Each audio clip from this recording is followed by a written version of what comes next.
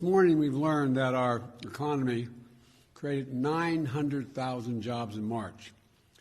It means the first 2 months of our administration has seen more new jobs created than the first 2 months in any administration in history. But we still have a long way to go to get our economy back on track after the worst economic and job crisis in nearly a century.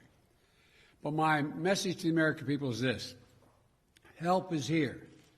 Opportunity is coming. And at long last, there's hope for so many families. Credit for this progress belongs not to me, but to the American people. Hard-working women and men who have struggled through this pandemic, never given up, and are determined to get the country back on track, as well as their families. But I think it's also a reflection of two things we're doing here. First, the new economic strategy we've launched, one focused on building from the bottom up and the middle out, and one that puts government on the side of working people, and that rewards work, not wealth. When we invest in the American people, it's not just those at the top that make our economy grow. They're the ones that make it grow, ordinary Americans.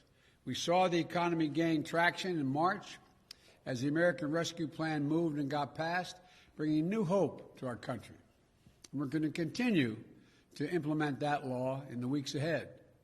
By April 7th, next week, over 130 million households will have gotten their $1,400 per person rescue check. Funds are on their way to local communities to put educators, healthcare workers, home healthcare aides, police, firefighters, sanitary workers back on the job. They're getting more aid for small businesses. We're also going to hang an open sign again on the door to rehire folks that had to be let go. And in the months ahead, a new child care tax credit will cut taxes and provide help to millions of families with young children. There's nothing, I know you're tired of hearing me say this, but I mean, there's nothing the American people cannot do if we give them a chance. And the American Rescue Plan does precisely that for hard-working middle-class folks at long last.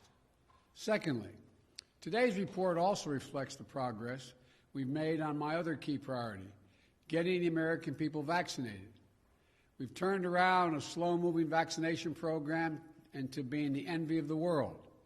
Yesterday, we set an all-time record for Thursday vaccinations, ending a 7-day period that was the first ever where we administered 20 million shots in 7 days. That's 20 million shots in a week. No other country has come close to doing that. So we made significant progress on that front, but the fight's far from over. We know that vaccines are safe and effective. We're vaccinating more people than any other country on earth. We also have progress on jobs and progress on vaccinations. But in the face of this great news, I need also to make this clear and direct statement to the American people. The progress we've worked so hard to achieve can be reversed. On the economic front, the benefits and the impact of the American Rescue Plan are temporary by design. It is a rescue plan.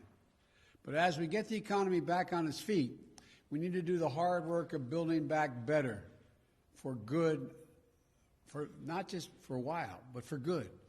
Not just the short term, but for good.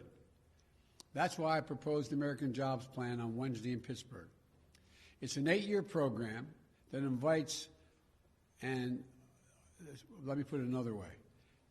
I've heard from everybody all across the country about the need for infrastructure. How many times have we heard this is Infrastructure Week of the last 4 years? About every second week was Infrastructure Week, but no infrastructure was built. Well, this is an 8-year program that invests in our roads, our bridges, broadband, airports, ports, and fixing our water systems. It's going to repair our VA hospitals across the country. Many of them are more than 50 years old and are in real need of help. It will invest in research and development to outcompete China and the rest of the world. Independent analysis shows that if we pass this plan, the economy will create 19 million jobs, good jobs, blue-collar jobs, jobs that pay well. That's long-term jobs for pipe fitters, healthcare workers, those who work in the steel factories and the cutting-edge labs as well. The new report out this week shows that nearly 90% of the infrastructure jobs created in the American Jobs Plan can be filled by people who don't have a college degree. 75% of those good-paying jobs don't need an associate's degree. It's a blue-collar blueprint for increasing the opportunity for people. This is an economic opportunity for those who have helped build the country and have been ignored or neglected for much too long by our government. It's a once-in-a-generation investment in our economic future, a chance to win the future, paid for by asking big corporations, many of which do not pay any taxes at all, just to begin to pay their fair share.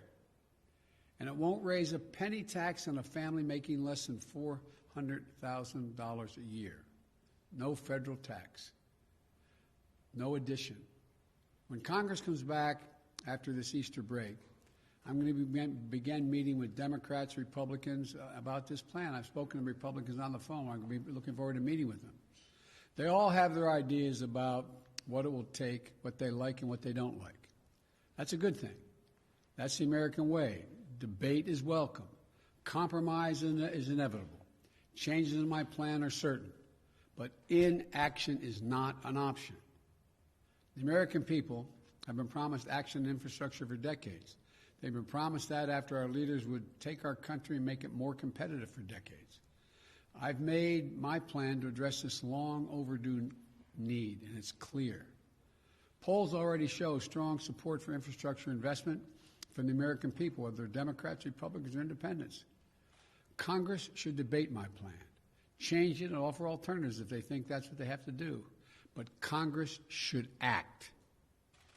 Likewise, on the virus, our program there too can be undone. As fast as we're moving, more adults remain to be vaccinated in April, May, and June than have already been vaccinated in February and March. We are not even halfway done yet. Too many Americans are acting as if this fight is over. It is not. I've told people that if my administration did the hard work of getting shots to all Americans in the next few months, and if the American people continued to do their part, mask up, practice social distancing, we could have a more normal July 4th. But this is still April, not July. We aren't there yet. And so cases are going up again. The virus is spreading more rapidly in many places. Deaths are going up in some states. So I ask, I plead with you, don't give back the progress we've all fought so hard to achieve. We need to finish this job. We need every American to buckle down and keep their guard up in this home stretch. Wear your mask. Keep safe distance from one another. Wash your hands. Get vaccinated when it's your turn. That's how we're going to beat the virus. Cast off the weight of the pandemic that's holding our economy back.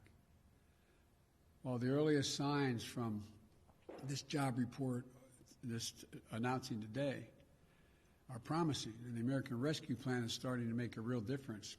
Today's report also reminds us how deep a hole we started in. After a year of devastation, there are still 8.4 million fewer jobs today than there were last March. 8.4 million. We created 900,000 again, but 8.4 million jobs fewer today than last March. So too many Americans have been unemployed for longer than 6 months. Too many women have been forced out of the workforce. Unemployment among people of color remains far too high. Yes, we've made progress by starting to build an economy from the bottom up and the middle out. And yes, the American Rescue Plan is laying the foundation for that economy.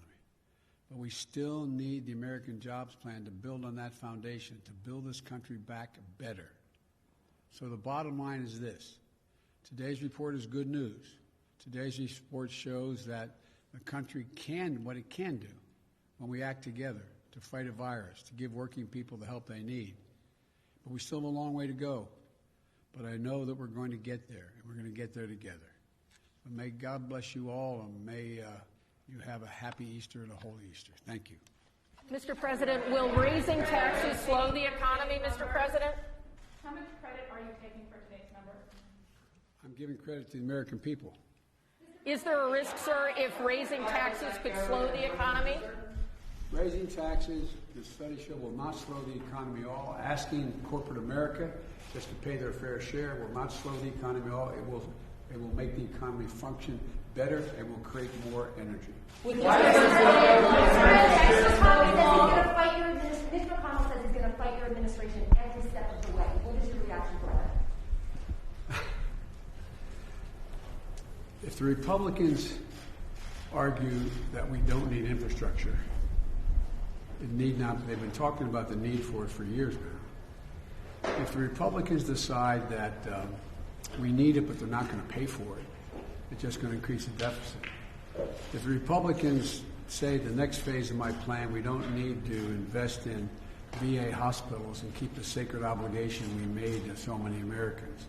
If the Republicans say that the 400,000 homes and schools and daycare centers that have lead pipes delivering water to their doors, if they say we shouldn't be doing that, what do you think would happen if they found out all the lead pipes were up in the Capitol and every time they turned on the water fountain?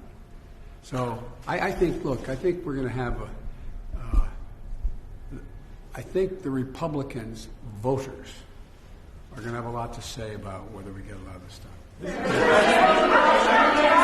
Vaccines with world